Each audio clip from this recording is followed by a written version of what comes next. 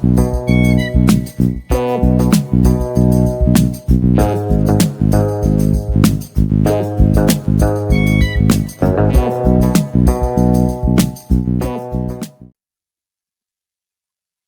वालेकुम, रुशीना है। टाइम नहीं मिल रहा था आज भी मुझे अ, उधर कैफ़े की किचन का काम था।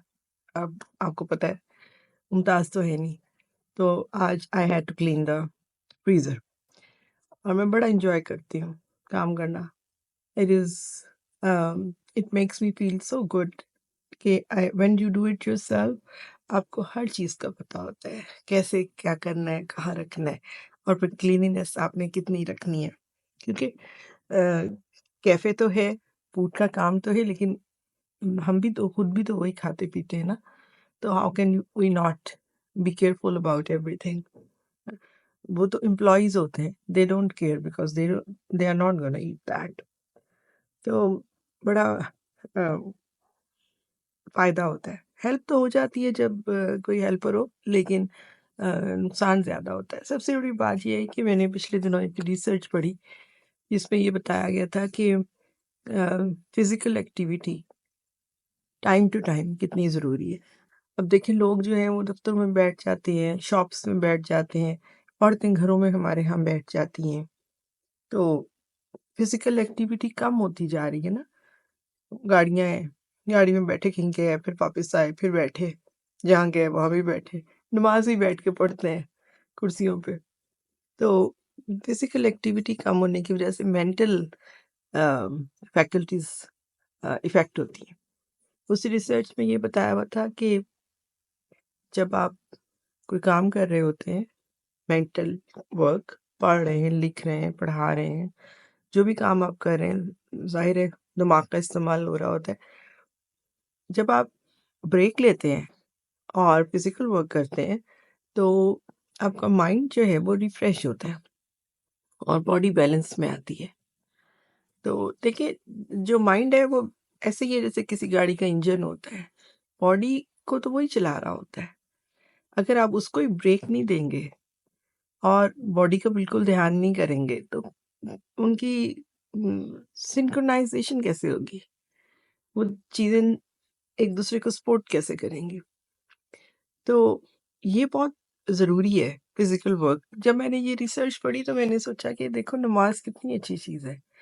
क्योंकि लोग दफ़्तर में बैठे होते हैं, मैं जैसे लैपटॉप पे बहुत काम करती हूँ, तो और बाज़ दफ़ा तो ये होता है कि मैं इतनी ज़्यादा गुम होती हूँ अपने काम में कि लाइट चली जाती है, मैंने खाना नहीं खाया होता, कोई आ रहा है, नहीं आ रहा, जा रहा है, कोई खबर नहीं मुझे होती, मैं अब उठ ही नहीं सकती। इस कदर मैं अपने काम में मगन होती हूँ, लेकिन नमाज़ की वज़ह से उठना पड़ता है। और फिर आप उठते हैं, फिर आप तैयार होते हैं, आप वज़ू करते हैं, आप नमाज़ पढ़ते हैं, एक्सरसाइज़ होती है। लंबी नमाज़ पढ़े तो ज़्यादा एक्सरसाइज़ हो जाएगी। तो मैं बड़ी आई वाज़ अमेज़्ड कि आज साइंस हमें ये बता रही है, अल्लाह ने तो पहले से इंतज़ाम कर दिया था इस चीज़ का। तो लेकिन हमारे यहाँ बहुत बैठने का बहुत ज़्यादा रिवाज है। एक बहुत अच्छा आर्टिकल हारिस ने, बेटा है जो मेरा, उसने लिखा था सिटिंग इज़ सुसाइडल, और ये फिर अमेरिका में हाई स्कूल्स में पढ़ाया भी गया था। क्योंकि देखिए ना फ़ोन, लैपटॉप, गैजेट्स, इन चीज़ों की वज़ह से फ़िज़िकल एक्टिविटी लोगों की कम हो गई है। और आप देखें parallel to this mental diseases, Alzheimer's, dementia, ये चीज़ें कितनी ज़्यादा हो रही हैं। दोनों नज़र आ रहा है, साफ नज़र आ रहा है। तो फिज़िकल एक्टिविटी के साथ चलना बहुत ज़रूरी है। फिज़िकल एक्टिविटी को ज़िंदगी में बढ़ाने की ज़रूरत है। सोच तो नहीं, दिमाग तो चलता ही रहता है, खुद ही चलता है, खुद ही चलता है। लेकिन फिज़िकल एक्टिविटी को, उसको बैलेंस करने के लिए हमें चलाना पड़ेगा। तो ये अच्छा है, I am enjoying it a lot काम करने को, और it is definitely making me feel good. और मैं इतना बड़ा बोल बनाती हूँ सैलेड का, और आखिर में, क्योंकि सैलेड तो अगले दिन नहीं यूज़ हो सकता, जितने ऑर्डर्स आते हैं उनमें यूज़ हो जाता है, उसके बाद वो सारा मैंने ही खाना होता है। तो कोई हंडिया नहीं पकती मेरे घर में। कोई ऐसी चीज़ नहीं बनती, रोटी, हांडी, चावल, नो, क्योंकि मैंने ही खाना है ना। I will choose what I want to eat. तो अगर आपके मुलाज़िम हो तो फिर आप वो खाते हैं जो उन्होंने खाना हो। वो तो नहीं सलाद पे ज़िंदा रहेंगे ना। तो इस तरह से चीज़ें जो हैं वो देखनी पड़ती हैं कि किस तरह से आपके लिए जब आप कर लेते हैं तो फिर चीज़ों में जो है ना वो आपको बेहतरी नज़र आने लग जाती है। आज मैं आप लोगों को जो आज का टॉपिक है, असल टॉपिक की तरफ आते हैं। मैंने एक नया चैनल स्टार्ट किया है, that is story telling, it's story time के नाम से। और इसमें मैंने 2 स्टोरीज़ लगाई, तीसरी आज 3 बजे ऑन एयर हो जाएगी। तो पहली 2 जो थी वो तो बहुत, मुझे पहली में 10 दिन लगे, दूसरी को बनाने में 8 दिन लगे और इसको बनाने में 1 दिन लगा। तो सीखना पड़ता है ना, आपको काम करने से आता है। तो आज की जो स्टोरी है वो एक लड़के की स्टोरी है। नाम, जेंडर, मुल्क वगैरह मैंने चेंज किया है क्योंकि कॉपीराइट बहुत ज़्यादा आता है। पिछली मेरी वीडियोज़ जो थी वो इसीलिए बहुत लेट बनती थी क्योंकि मैं बहुत तैयारी करके जब उनको लगाती थी तो उसमें से कुछ ना कुछ कॉपीराइटेड आ जाता था। तो इसमें मैंने बहुत मेहनत की है और मैंने सीख लिया कि बदल दो चीज़ें, मतलब मकसद तो पैगाम पहुँचाना है ना, कहानी को पहुँचाना है। मैं आपको इसकी असली स्टोरी का भी बता दूँगी।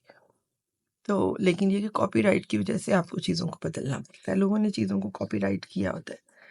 तो अ, ये एक बच्चे की कहानी है जो वॉर स्ट्रिकन रेफ्यूजी बच्चा था और फिर कैसे ट्रॉमा की वज़ह से उसकी लाइफ में किस कदर मुश्किलें थी।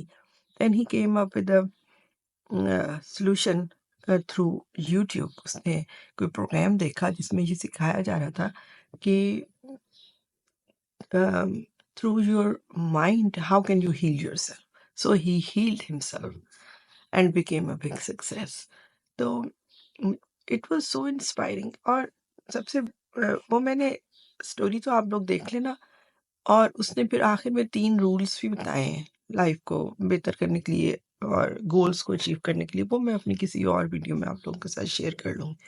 That's the moral of the story. तो लेकिन ये कि वो इट वाज़ सो इंस्पायरिंग। मैंने इस कहानी को, ये लीना के की स्टोरी है और उसने टेड टॉक में सुनाई थी और मैंने ये 2017 में सुनी थी। 2017 में मैंने सुनी और मेरे पास एक मेमोरी डिस्क है, उसमें मेरी कलेक्शन है, मैंने उसमें इसको डाल दिया। अब जब मैं बैठ के मैंने स्टोरी टेलिंग की का चैनल स्टार्ट किया तो मैं आई वाज थिंकिंग कौन सी स्टोरी। तो पहले तो मैंने सोचा कि stories which have affected my life, वो सबसे पहले मुझे शेयर करनी चाहिए। तो ऐसे ही है, दोनों पहली स्टोरीज जो हैं वो they have really affected my mentality. और ये तीसरी जो है ये तो amazing, amazing. How can you change everything, everything through self healing. तो मैं खुद अपने आप को कंपेयर करती रहती हूँ दूसरे लोगों से, अपनी लाइफ को कंपेयर करती रहती हूँ दूसरे लोगों से कि व्हाई नोबडी एवर लीव्स। कभी कोई औरत जो है वो अब्यूसिव हस्बैंड को छोड़ती नहीं है क्योंकि it is not easy being alone and then living in society like Pakistan. आपको ही बुरा समझा जाना है, आप मजलूम भी हैं, आपके साथ जुल्म भी हुआ है, आपका सब कुछ ले लिया गया है, उसके बाद you the one who made it happen. तो कोई इतनी तकलीफ, इतना ब्लेम और इतनी पेन एंड्योर नहीं कर सकता शायद।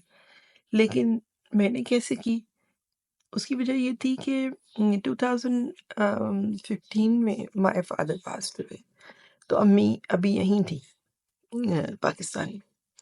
तो बाकी बहन भाई तो बाहर से आते जाते थे लेकिन जाहिर है मम्मी अकेली रह गई थी तो मुझे उनके साथ ज़्यादा टाइम गुजारना था। 2016 में भाई से दूसरी शादी की और फिर लड़ाइयाँ लड़ाइयाँ तो नहीं, बस उसकी तो शक्ल ही से मैं भागती थी। उसका मूड ही बना रहता था। तो और वो अब्यूज़ जिसे कहते हैं गैस लाइट होने लगी थी मैं बहुत ज़्यादा। तो मैंने अपना सामान उठाना और मैंने कहा ना मैं अकेली मैं जा रही हूँ। ये आके जो मेरे अभी का कमरा था वो मुझे मिल गया और उसमें मैंने आके अपना ऑफ़िस सेट करना, लैपटॉप ऑन करना और मैंने ऑफ़िस भी यहीं से मैं ऑपरेट करती थी। क्योंकि ऑफ़िस मुझसे 2018 में लिया गया था। तो उससे पहले आई वाज़ रनिंग वेरेटा।